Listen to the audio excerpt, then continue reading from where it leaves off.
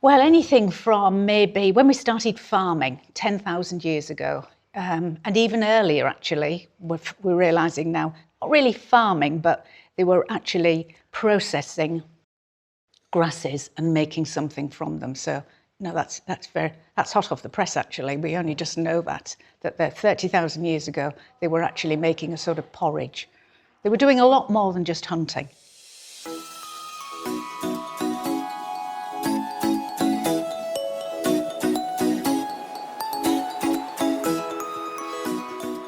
What got you so interested in the Ice Age? Why the Ice Age, Elle, for your Right, so research? I am a social psychologist with a big interest in anthropology, and I had been teaching till I was in my late 50s, and at a turning point in my career, because the woman I'd done a lot of research with, she was retiring, so I was looking for something different. But I actually was writing a series of talks on death in England and bereavement.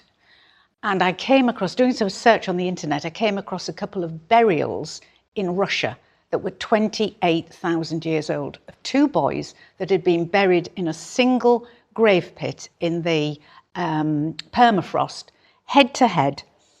There were actually three, there was an adult male as well, but these two boys were in the same grave like this, head to head. And the grave goods were unbelievable. So in the three graves, there were over 15,000 tiny mammoth beads on their clothing. Each one would take 20 minutes to make from the mammoth tusks. And I thought, how didn't I know this? I mean, this is about 15 years ago. And I thought, how did I not know this? How had I never come across this, that this was going on 28,000 years ago? So that was it, you know. Then I wanted to know more. And then I thought, well, I really, really need someone to teach me about this so I have a decent framework, because this is what I'm going to do now. I'm so interested in it. So I rang up York University, who were doing a master's in prehistory, spoke to the woman who organised the whole department, and I said, do you think I'd be able to do this? So she said, let's have a chat. Off I went. By the time I'd finished with her for an hour, I was absolutely starting in September. And I loved it, absolutely loved it. And the sort of conversations that you have with other people that are interested in prehistory, you are asking questions that, you know, as a psychologist, I was thinking, yes, what would they have thought about that?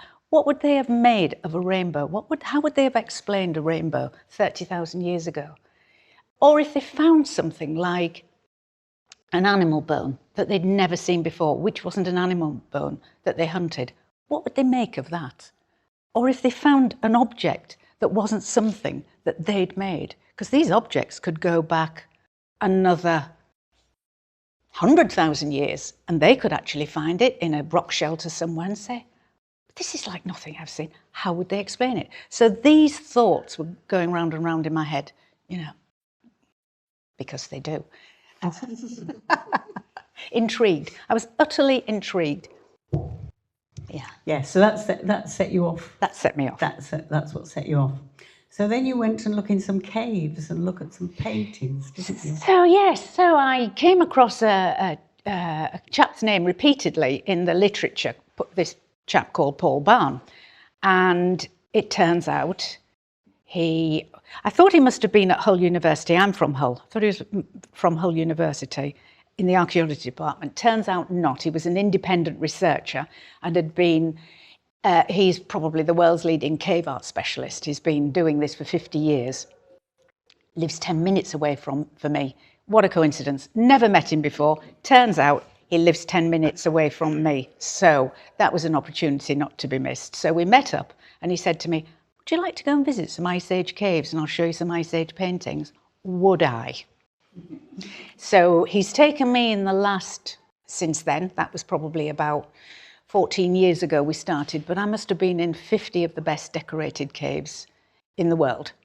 Well, in Europe, they're in Europe, but they're still the best ones in the world.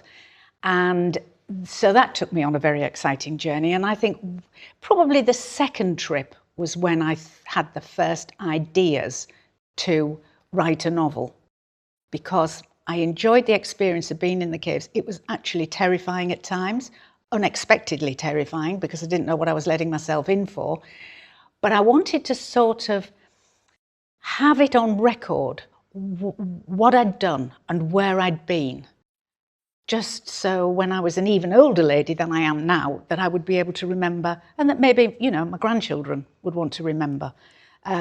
Because it's really quite, it was a unique experience that I had. And so very few people have often been able to see what I have actually seen, you know, a handful of people. And so because of the difficulty of getting there and because of how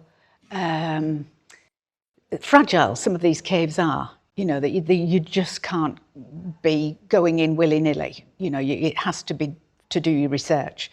So I thought I wanted to document it, and that again started me off writing the novel, because I wanted to write about the experience I'd had, but as if I was a child exploring these caves, and as if I was a child finding these things or even creating these things at that time, which is a really, because I can visualize what I'm going to write better than anything. So I can almost see what I want to write, and then I'll write it. So looking through this child's eyes, developing this world, this Ice Age world, and then, you know, writing a story through it. And what sort of paintings did you see? What did you see on the walls? Well, mainly Ice Age paintings are faunal, they're animals, but not necessarily what they're eating. So there's something else going on. And I think most of us think who know, you know, who are studying it, think that it's a sort of code. These are symbols, these are messages. So we've got animals, we've also got lots and lots of signs, and despite people think they've broken a code for that, the experts, the real experts, they don't think that. We don't know. We simply don't know what any of it means. Very, very rarely do you see anthropomorphic figures. By that I mean something that looks almost human. But I have seen that very early on. I've seen one of the most extraordinary actual pieces of art that I saw, which was a very difficult journey, which I describe in the novel as an initiation experience for a young boy, was actually having to climb up a chimney. So, you know, I wanted to sort of recreate that again. So it's in Tito Bustillo Cave, which is in the Cantabria or Asturias. It's near the border between those two regions. And it is not accessible, although you can visit Tito Bustillo Cave. This part of it is not accessible, not surprisingly, really. Not very many people have actually visited it. But you're walking along somewhere that is accessible to visitors to look at art in the cave, and then you take a little detour, and you actually have to climb over a wall which was constructed in the Ice Age. So they've taken boulders from elsewhere and created a barrier before you get somewhere. Now, what does that mean to you? What does that say to you? Because you can imagine as well as I have, it's a way, I think, of saying this, not everybody is allowed here. This is where you stop unless you're invited for whatever reason. So that's in the book. That gave me a little idea. You know, this was used for some special purpose. Then you have to crawl for a long way. Then you have to start climbing up what they call a chimney, which is a very, very narrow tunnel. And the way they do this, we could only do this. There were 3 of us. So you hand down, you climb up on your own, then you hand down a little ladder, a wooden ladder that you've made, so I can climb up to the next little step. But of course, they may have had that in the Ice Age. There's plenty of wood around. They may have had a ladder, but not necessarily. But they would have been pretty good climbers anyway.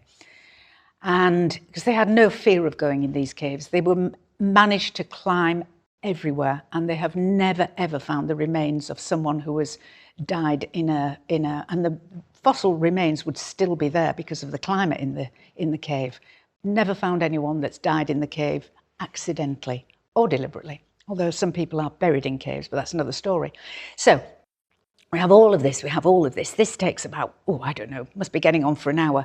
And then we drop into what is a circular area. And in that area is just one small hearth.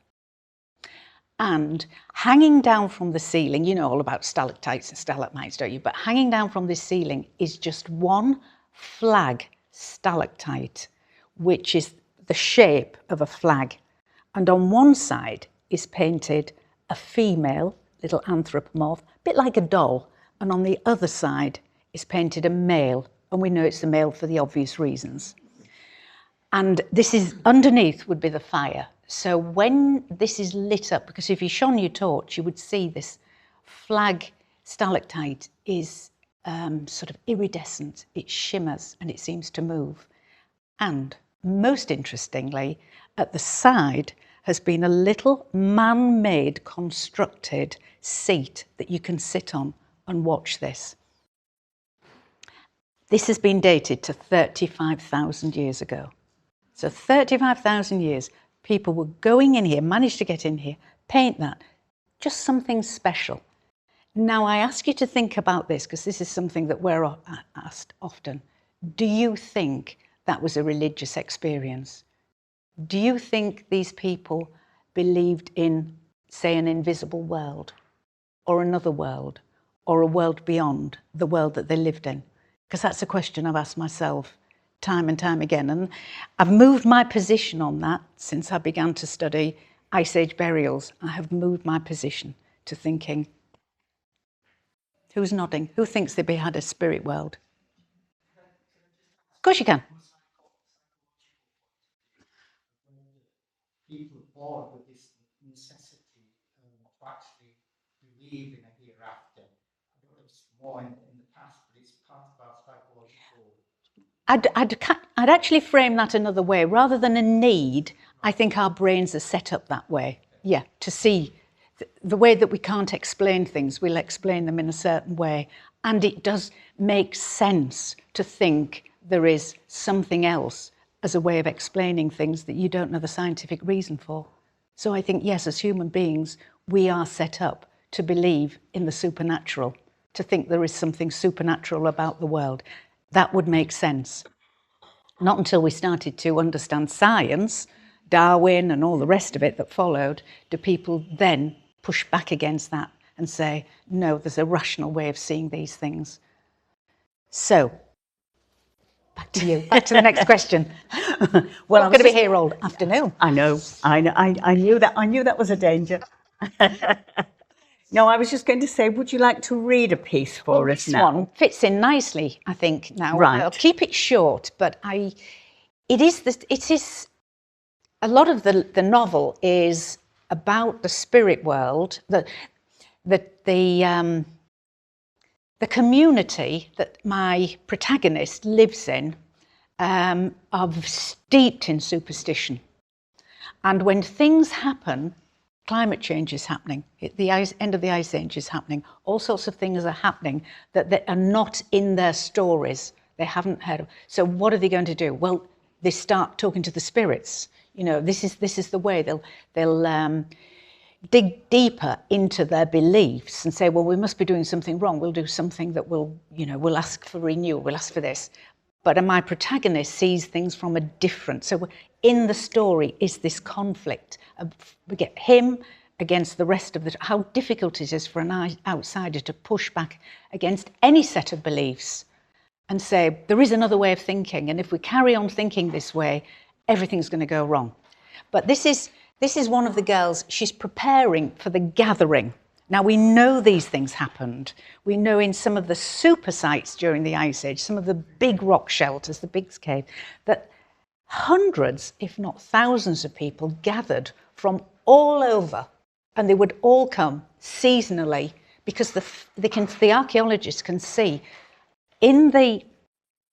down in the ground that at certain points, suddenly you have a huge amount of animal bones. So they've been feasting.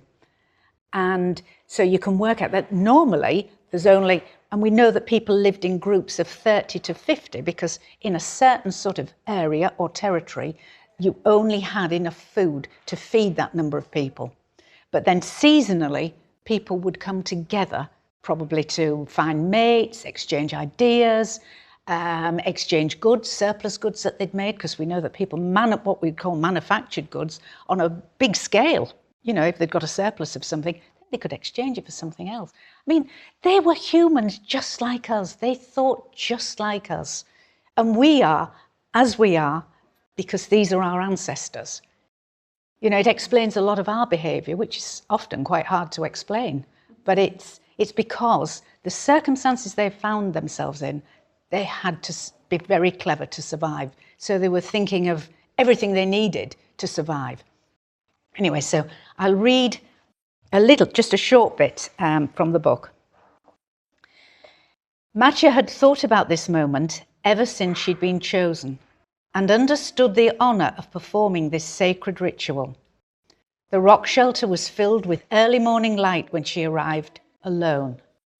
At first, the sound of birds chattering outside had distracted her, but now the rocky walls began to press in on her, and all around seemed to go dark.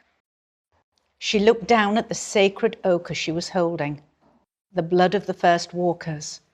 Her fingers trembled, knowing the ochre had power, but not how it would be used at the gathering ceremony. Matcha would never know. That part was not women's business.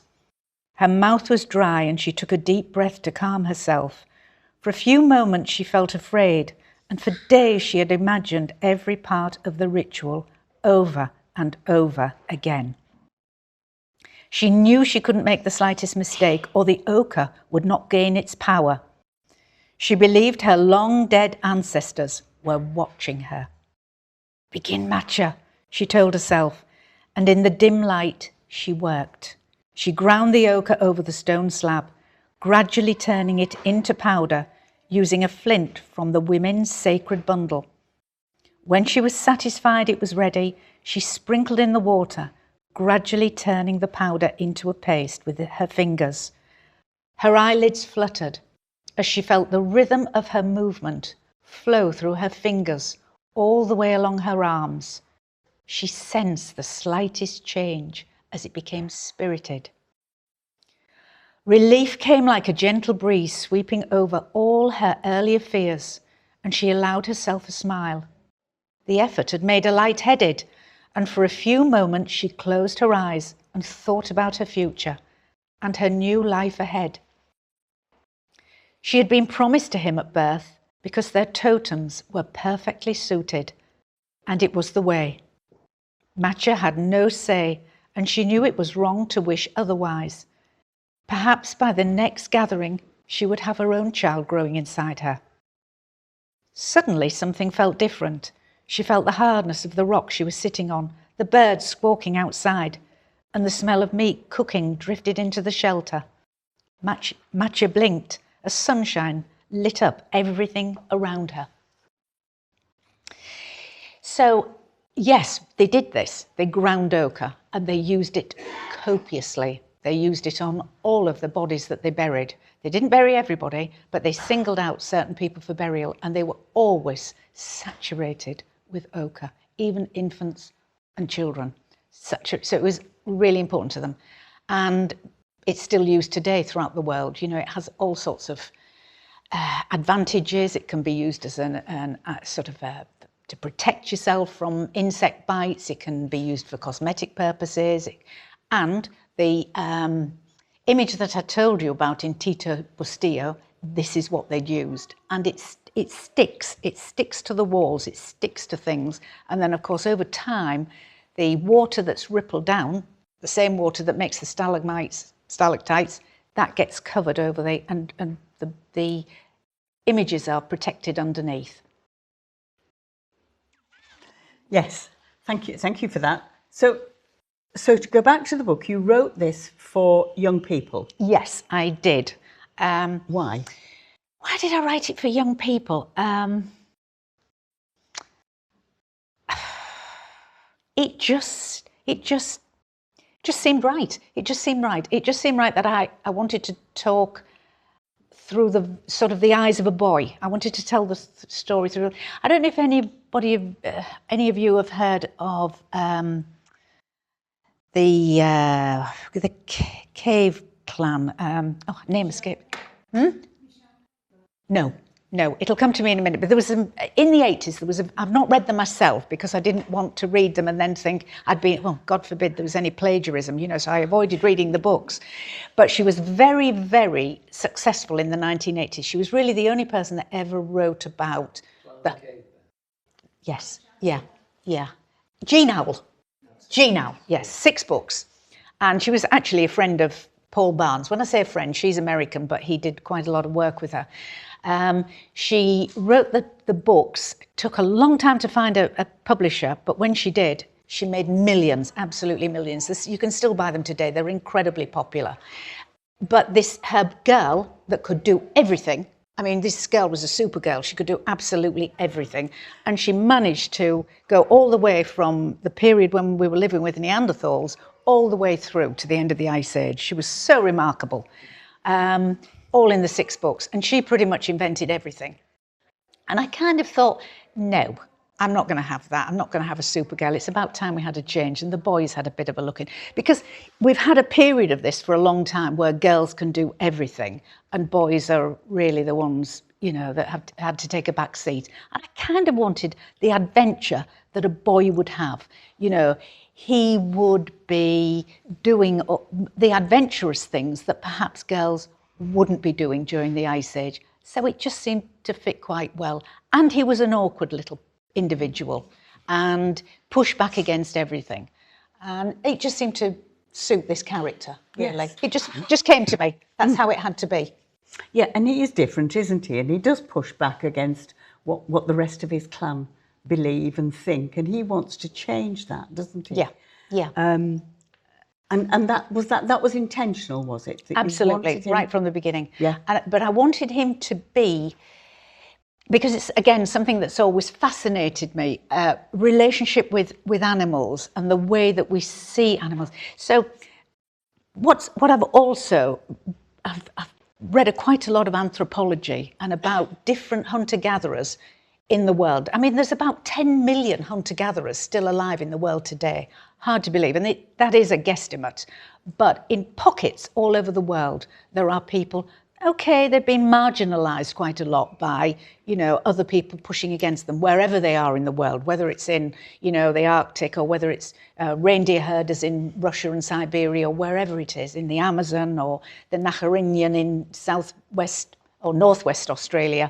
They have been pushed back by colonists, over the centuries. But many of them have managed to keep their world alive. And they do see the world differently to the way that we do. We just think this is normal. The way we see it is normal. But again, our world is structured by the culture that we have been grown up with. That's why it's often difficult for us when we come up against another culture that's so very different to our own to actually accept the way that they see the world. And I've always had an interest in that. Can I see the world through their eyes? Believe me, it's almost impossible to, even for anthropologists that have spent 30 years living with people, learning the language and learning their customs and beliefs. It is still difficult to explain that to other people.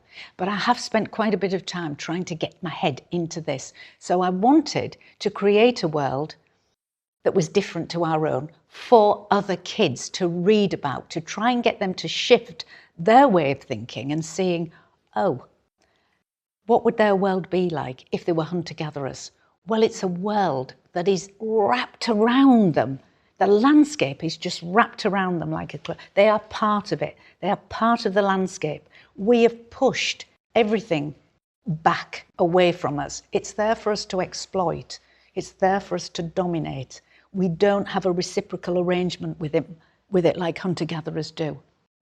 So I wanted to immerse my reader as best I could in this magical world of being part of the landscape and the animals that were in it, and seeing the animals interacting with other animals. So I had the main boy, this character, who was thinking, what would it be like if I was that animal? What's that animal's life like? And of course, as you're going to mention, he has a wolf companion, which is a little bit cliched, but I knew I could make that work. And of course, humans did manage to get wolves into dogs. I mean, it's entirely a human activity, because otherwise wolves would still be wolves. But our intervention has ended up with crofts, which of course is nothing like the dogs that they had in the Ice Age. I don't think they had chihuahuas. No, they did have dogs that were like huskies now. Yeah, and that evidence goes back quite a lot. We've got burials with dogs in them. We've got burials with humans and dogs in them. Not many, but we have. So we know the dogs go back at least 15,000 years, but possibly earlier, because this doesn't happen overnight. It takes a very long time for one species to evolve into another one. But we were definitely part of that process. Sorry. Don't worry. No, don't worry. I'm just fascinated listening. I'm just forgetting this. Well, I'm thrilled to be talking about it, because not everybody's interested. And I think rebranding it, I've tried to rebrand it as the Ice Age, because doesn't the Stone Age sound dreary? So we talk about the Ice Age, people say, oh, what's the Ice Age? Yeah, it's much more exciting. Yes. You said at one point that about burials, but not everybody was buried. Yes. So what did they do with the rest of them? Right. The answer is, don't know. Not really. So we have no idea what population numbers were. I mean, if you come across that in the literature, they're guessing. They throw out ideas about how they make calculations. The archaeologists will admit they have no idea, given this period of time. So we're talking about, it's like light bulbs going on across Europe. We seem to see their presence about 45,000 years ago. And this is as Neanderthals, their light is fading. And again, there are lots of explanations for that, and I favour some more than others, but it's a very complicated picture, and we do not know the answer yet. And so we are popping up all over the place. And what's the question? What was the question again? The question was, if they weren't buried. Oh yes, where were they? Where were they? So all in a variety of different places, we do find either burials in caves, on rock shelters. People didn't live in caves. They lived in rock shelters. So even if they were in a cave, they were in the front of the cave, because actually living in a cave would not be nice. If you could imagine lighting a fire and you're cooking around a fire and where the smoke is going. I've been on a survival course and constructed my own fire outdoors, and honestly, if the wind blows in one direction, it's horrendous. And they lived in the mouth of a rock shelter. And so sometimes you do get burials, others are in the ground. Not too many in Europe. We have quite a few in the Czech Republic, we have a lot in Russia, Siberia, and we have a surprising number in Italy. And I have just been to Italy to go to the museums and look at the fossil evidence in these museums, look at the fossils that they uncovered. Now, they came across those because they were building a railway in the 1870s from Nice all the way to Genoa. And I don't know if you've ever done that journey along the coast, but they were blasting through all of those rocks along the coastline. And this is when they came across some of the fossils in there. Whoops, they said, let's get some people in to see this. This could be a good tourist attraction. Not really realising at that particular time that these were really important finds. They didn't think, oh, these go all the way back to 30,000 years ago. They thought, oh, they might be Roman. Oh. Especially with all the grave goods that they found. They thought, oh, must be Roman. But just at the time, you've got Darwin on one hand, you've got other people discovering cave art. So suddenly there was this interest in prehistory, and it was in all of the newspapers. People were fascinated by it. And so a lot of money went into looking. Then the French started looking. Then, Europeans started looking. Where are we likely to find more of these? Your question was, what did they do with the rest of them? Well, very few were buried. And there was something special about them, and a whole different story, which is the next book that I'm writing at the moment and nearly finished. But what did they do with the rest of them? Well, it's thought that remember, these are people that are on the move. These are hunter-gatherers. So they are seasonally following the herds. So they probably have 2, 3, 4 different sites where they're living throughout the season, and they'll keep returning to them. So people would have died while they were on the move. What do you do with a dead body while you're on the move? So they would have certainly had ways of dealing with it, because humans do. They need to, and these are family members.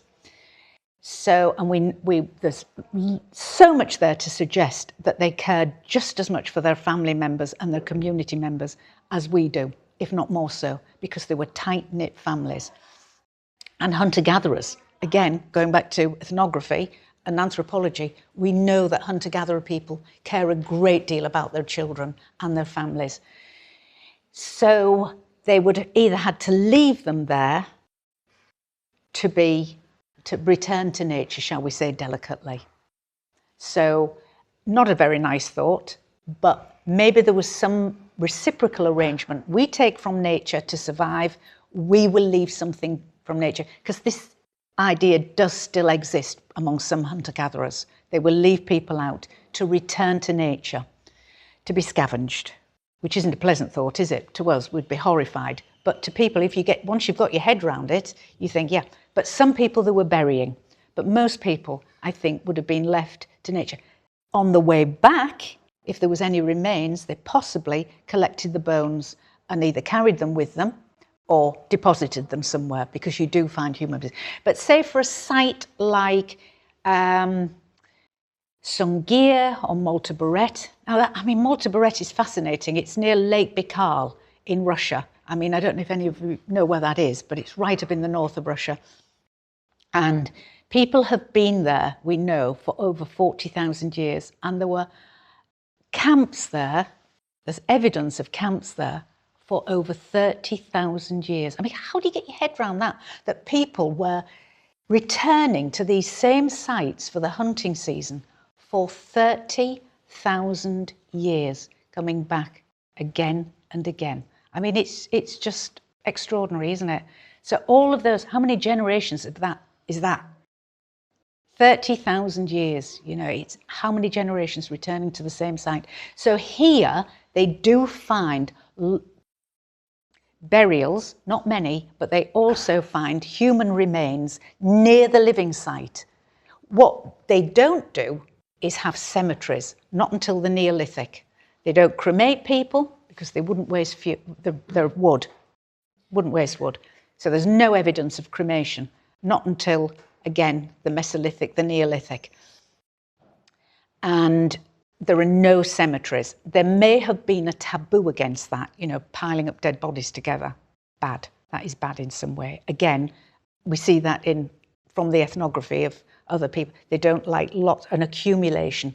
But that makes sense, doesn't it, from a point of view of you wouldn't just leave lots of bodies to putrefy, because, it's going to be a danger to human health. So that makes sense. But honestly, we don't really know. No. But this is part of the research and the finding out. And it's ongoing. This is ongoing. And there's the amount of information now I say that on the one hand, there is a huge amount of work being done in Russia by archaeologists. And, they're going to find, we know that there were hundreds and hundreds of sites in Siberia. You say, well, I thought we were talking about the Ice Age. Why are there hundreds and hundreds of sites in Russia? And because there were parts of Scandinavia and Russia and Siberia that had no ice. And that's only come to light again in the last 20 years, and because they asked the question, why? Because we know people were there and there's no ice sheet there, which I'll explain in a minute, then why? And it's to do with the currents in the ocean, like we've got the Gulf Stream. Well, there must have been currents in the ocean making some of these places accessible to humans, but also, there was the bits of the ice sheet were missing, and around an ice sheet there is a concentration, land concentration, where it's very lush with dwarf trees and shrubs and lichens and sedges and grasses, things that reindeer and mammoth and bison and all of those animals, horses, herd animals, they need to survive. So the herds would go there in the summer up north, and people would follow. They would camp there for the whole of the summer, and then they would retreat back south in the winter. So I'll just explain the ice sheet very quickly, because I think you were going to ask me something about the climate, weren't you, early on, and I've skipped on ahead. But in case you're wondering why there is this period of time and what the ice sheet looked like, well, it covered about a third of the planet. We started cooling down, really cooling down, about 30,000 years ago, but it was still quite pleasant. 20,000 years ago, really bottomed out. It was at its most cold. Wherever you went in the northern hemisphere, it would be at least 10 to 15 degrees colder than it is now. So this happens because this is the sun, and we're going round and round the sun, aren't we? And we used to think that we just went round and round, but we don't. We go in an elliptical shape, so we get further and further away from the sun. 20,000 years it takes to get to the furthest point in our galaxy, and at this point we wobble a bit on our axis, and a lot of the water tips into the northern hemisphere. It's so cold that water freezes. I mean, it doesn't do it overnight. It takes, a long time, but that's what's happening. That was the simplified view, an accepted view up until 20,000 years ago. And then people said, oh, but how come this and how come that? And then they started to think, the people who specialise in this realised that something more complex was going on. And so we find in Siberia and Russia, from 45,000 years ago, thousands and thousands of people were living there for thousands of years. And there is so much still to find because, worryingly, the permafrost in Siberia is melting up 4 times faster than anything else on the planet due to climate change. This is exposing vast amounts of land. You know what permafrost is? It's hard frozen ground. But it's silt gravel. It's not like the mud that we have. And they were burying people in this, just digging a small pit and putting people in and then covering it over with the gravel and stuff. But it's exposing a lot more. So we're finding lots more animals that have died in the permafrost, little mammoths and big mammoths and all sorts of, collections of the kind of huts that people lived in, because there's no rock shelters or caves there, so people constructed their own huts. And also it's exposing things like anthrax and lots of dangerous viruses that are getting into the atmosphere, killing reindeer and all sorts of things. So this is a really big, major worry and a concern. On the other hand, not much information is coming out of Russia. So it's very difficult for scientists who were told, because I had friends working in Russia, archaeologists who were working in Russia 10 years ago, and Russian academics were saying, do not share your findings with the West, you must share them with the Chinese. And then, of course, we know what's happened since, and everybody's been booted out. So they are working on all sorts of things, but we are learning almost nothing. Yes, you talk about them making shelters and things, and obviously in the book they're making tents from skins. Yes. Is there evidence for skins? Can you find that? What you find is the mammoth bones that were constructed that must have supported the skins. Right. Very well, after 20,000 years, 10,000, 15,000 years, nothing that's perishable remains. There are exceptions. There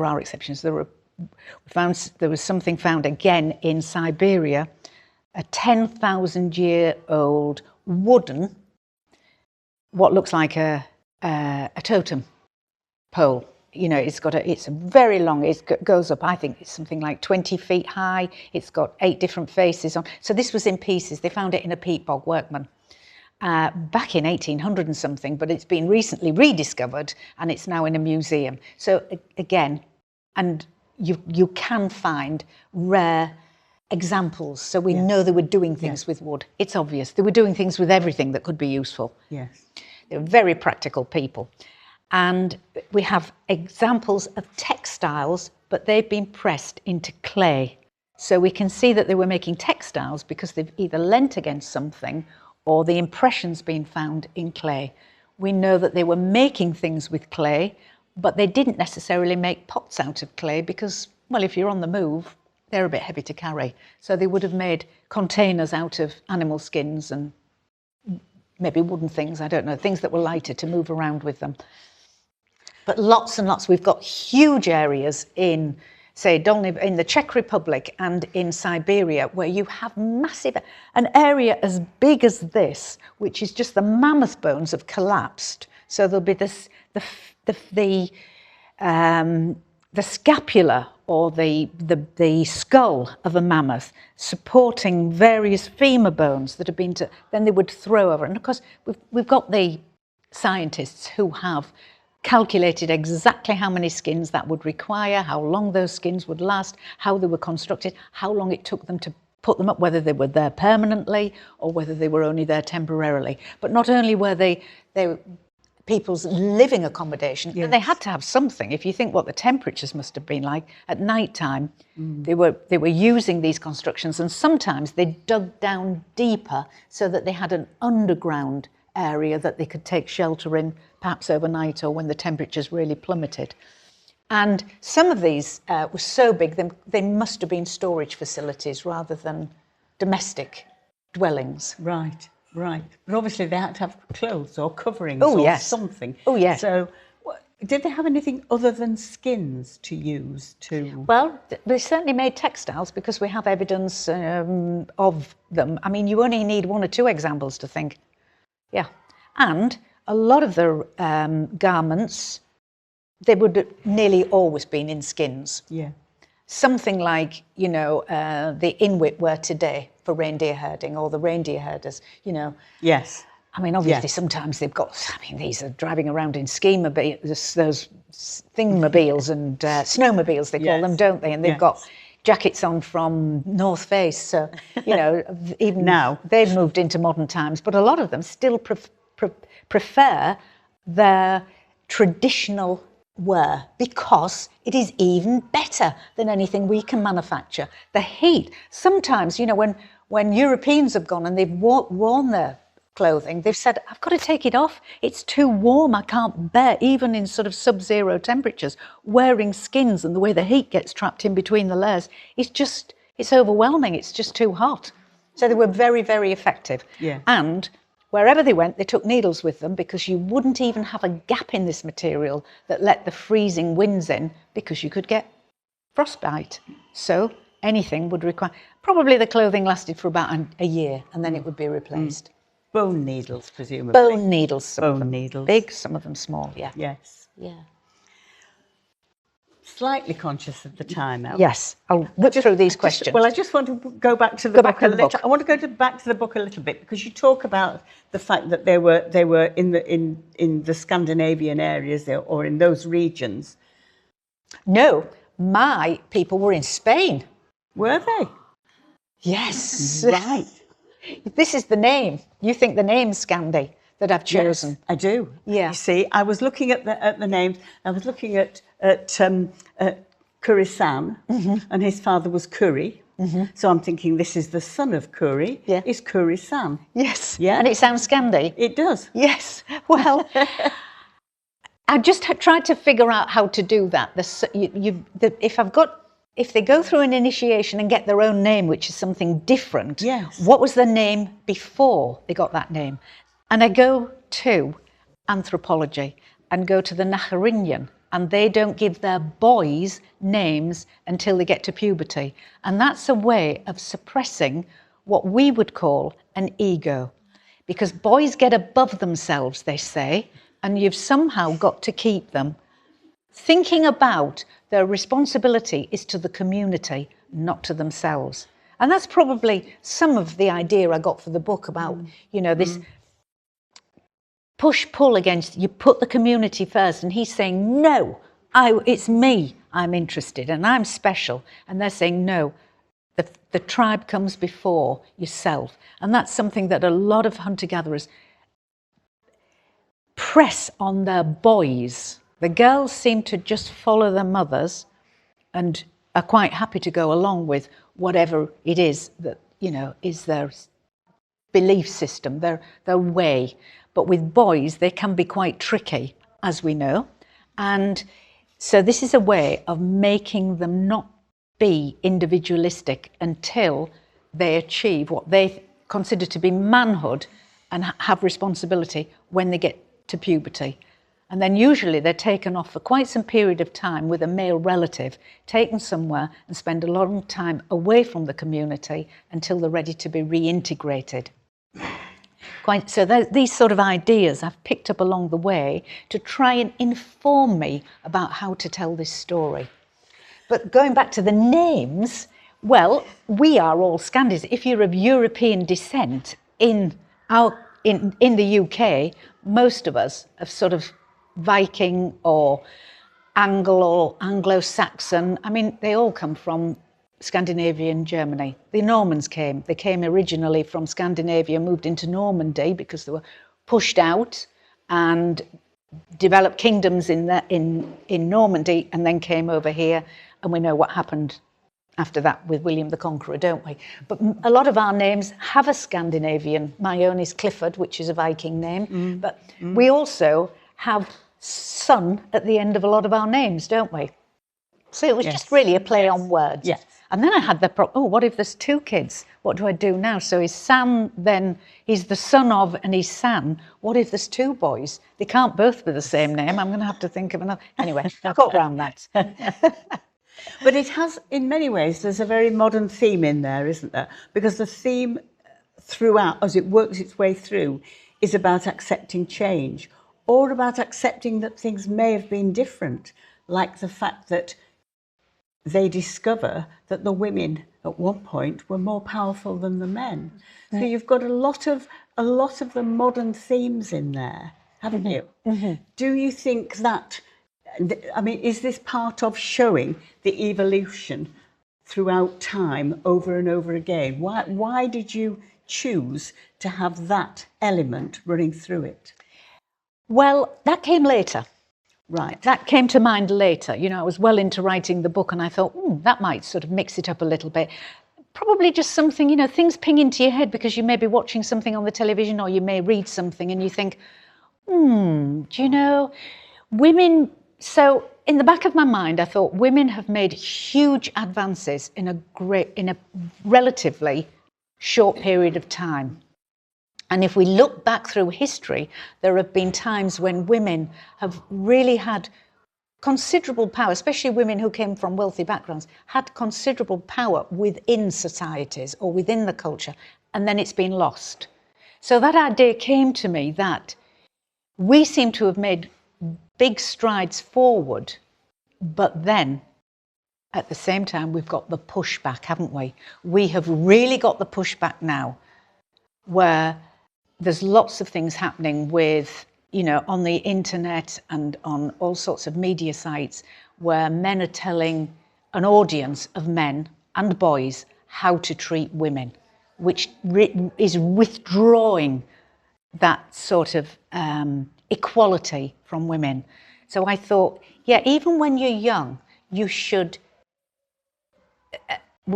young girls should be aware that this relationship is quite fragile, and having having equality and democracy and having the right to do things and being allowed to do things can be quite tenuous. And if we're not careful, that can be taken away from us. So it's a way of saying there are dangers in the past. Just be aware that we think things are always going to get better, but in actual fact, what we have once taken for granted can be taken away from us. And we're seeing this happening in front of us, aren't we? Women our age, men our age, we're seeing things that we thought were here forever and now being taken away. Democratic things. So I thought worth just weaving into that somehow for young girls to think, it's not, don't take it for granted. I think we should ask the audience. Has anybody got any questions for Elle? Yes. Just wondered when, I was very fascinated when you said it's very difficult for one culture to understand another culture, language, etc. And that brought me to the point of thinking about the narrative of people coming from Africa being Muslims and they don't integrate, etc., etc. And I just wondered if you could just elaborate a little bit of maybe the psychology as to, you know, how this narrative gets pushed to a particularly political advantage. I don't know whether you all heard the question, but it was about acceptance and difference of culture and how this narrative is pushed through, and whether Elle can put any light on that. Yeah, that is a tricky one, isn't it, for me to talk about in this context. I think it's more than just, one thing I'd say is it's more than just a language. Understanding someone else's culture, it's understanding someone's reality of the world, which is very difficult. And so for one culture that has, and our culture is really a Christianized culture, whether you believe in God and the supernatural or not, put that aside. We have grown up in a Christian culture. Our value system goes way back 2,000 years. And even the way we have our calendar, the way we have 7 days a week, you know, it's embedded in so much of what we do. And it is very difficult for other cultures to come in and see the world from our point of view. And we think, well, this is the way, this is it. This is how it is. This is, why would we ever question it?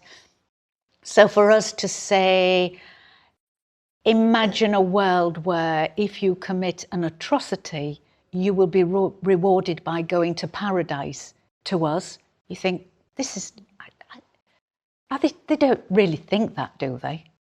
But then some people do. So it is very difficult. And I think it is really very difficult for some cultures that are so different to actually come together. And we're finding that now, you know, with the Israelis and the Palestinians. Is there any end to that? Can they really see a way forward? I mean, you don't need me to answer this question, do you? I'm sure you can all answer it for yourselves. Yeah. Anyone else? Yes, this lady here. Yes. I'm sorry to be here, but can you actually explain exactly where you believe the Ice Age starts and finishes? In time or place? Time and in place.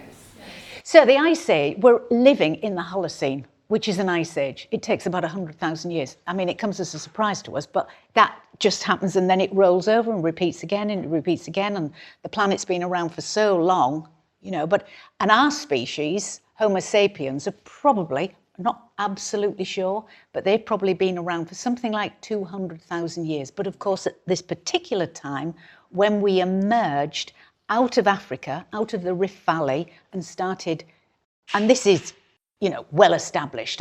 You know, this is well known, and we moved north eventually, but in pulses.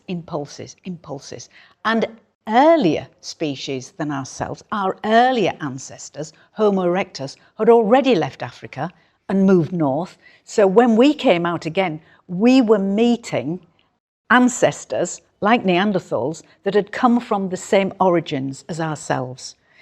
So we actually see as appearing, we were earlier, but we haven't got the fossil evidence, we haven't got the archaeological evidence of us before about 50,000 years. But we were there, we were all over. But, you know, we just can't say, well, this is exactly where Homo sapiens, us, our ancestors were. So, has that answered the question, or is there a little bit more that you need? The end of the Ice Age? Well, it's this big ice sheet, which was about 3 miles thick at its deepest. So the people I was describing earlier living in Russia and Siberia, they would have just seen it over there. It was so big, it would look like a huge mountain range. But they could live here and look at that. Then it began to melt. Well, you can imagine what it was like when it began to melt. I mean, we know what happened in the North Yorkshire Moors when it was a big ice sheet and it melted. It brought everything with it, everything. So if there'd been anyone there, gone, finished. But it's unlikely that people were there. If people were living in anywhere in the UK during this period, it would have been in the coastal area, which of course, As all this ice melts, it turns to water. So your sea levels, which have been shrunk, so anybody living around the coast, that would have been flooded. We wouldn't even see it because it comes up about 300 metres and also goes inland about 10 to 15 miles. So our coastlines are not the same. So have I answered you? Yes, Yeah. It was more that when you said the Ice Age and the Stone Age, and you sort of said they Yeah. were sort of almost like interchangeable, and I was... Not quite, no. The Stone Age is the whole of the Paleolithic. So we talk about it being the Stone Age, Paleolithic, lithics being stones, the kind of tools that they used. So that is the whole of that period. Whereas the Upper Paleolithic, the period that I specialise in, is the Ice Age. So that starts about 45, 50,000 years ago, and then goes to the end of the Ice Age, which is when we really start to settle down in bigger communities and start farming and domesticating animals. But that's not to say that humans hadn't been doing that earlier than that. It's just we haven't really got the evidence. More questions? No more questions? Question over here. Oh. I was curious, during the glaciation periods, obviously the sea level changed, and obviously civilization would have moved into those areas. So how much do you think of humanity has been lost as the sea levels have risen again in the melting period? Your guess is as good as mine. It is. Yeah, I mean, you'd have to be a quick mover. But, you know, somewhere, say, I'll give you Spain for an example, or even Russia, Siberia. People have been there all this way back, you know, and in Spain, we have people who are, there is a continuity of people from the, you know, the very early period all the way through the Mesolithic and the Neolithic. And here in the UK, I mean, in Scarborough, you know, you've got quite a bit of evidence of people being there in the Mesolithic. So there's a continuity, but how many people would have been lost? No idea, because we've no idea what population numbers were to start with. Do you think we'll ever find a lot of the stuff that's buried now in the water is gone? I doubt under the water. Coscar Cave was discovered maybe about 30 years ago. A lot of deep sea divers, well, when I say it was a few deep sea divers lost their lives trying to get into it. Now that is a decorated cave that is under the water. Now they find another way in. But if it's in Marseille, they have recreated a facsimile of this cave, which if you ever get a chance to go, is fantastic. It's only been open a handful of years and they spent millions doing it, but you go on a carousel and you go through this cave, which is an exact replica of Coscar Cave, which is actually underneath where you'd been taken, and it talks you round all the artwork that you can find in there. Absolutely fascinating. There will be caves like that, but are we ever going to find them? And if they're flooded, is there much chance of anything remaining? That was quite unique, I think, because it was sealed off because of its location. Can I just ask one question about the initiation ceremony you referred Yeah. to? But I got the feeling it was a girl when you started talking, actually. But That was Matcha. Yes, she was preparing the ochre for the boys' initiation. Yes. Then what actually would that? I mean, my second question would be: you write fact and fiction, non-fiction, fiction.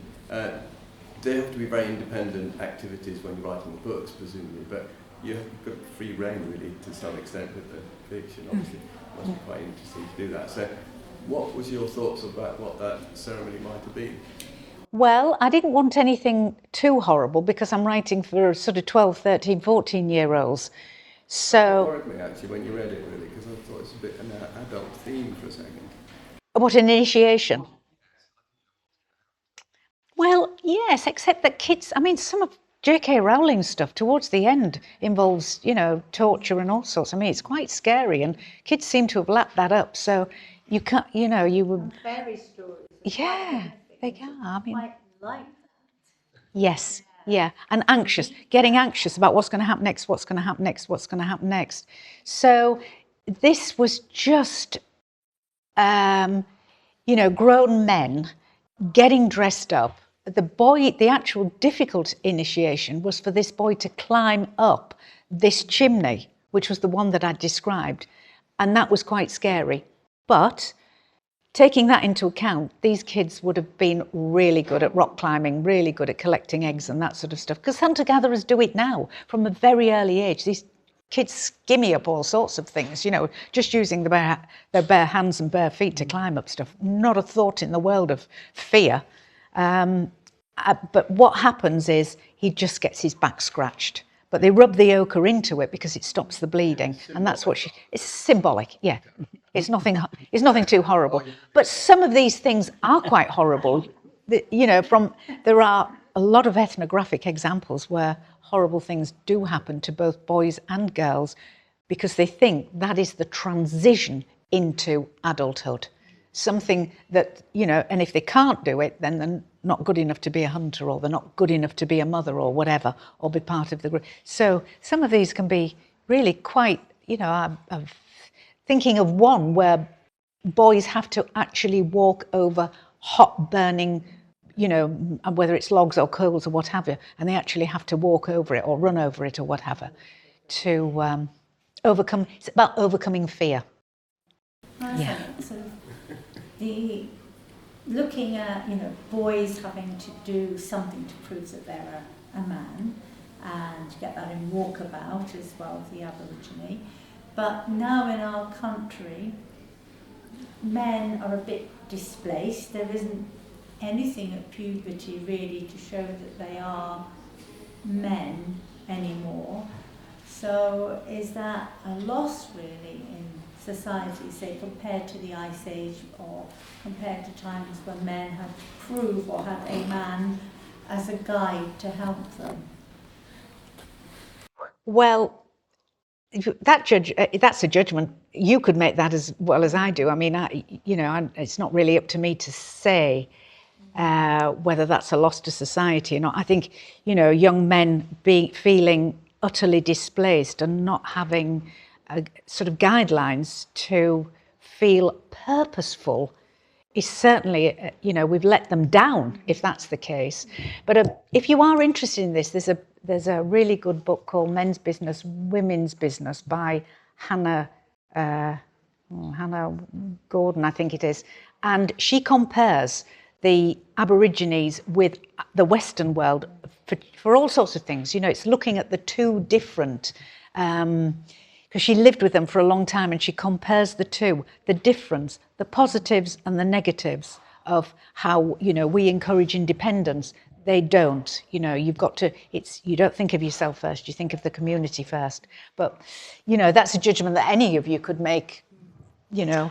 I'm sorry, I am going to have to wrap this up now, just because the library have something else happening. We can move over here. However, can we please, first of all, can we just thank Elle so much for a very interesting, enlightening talk.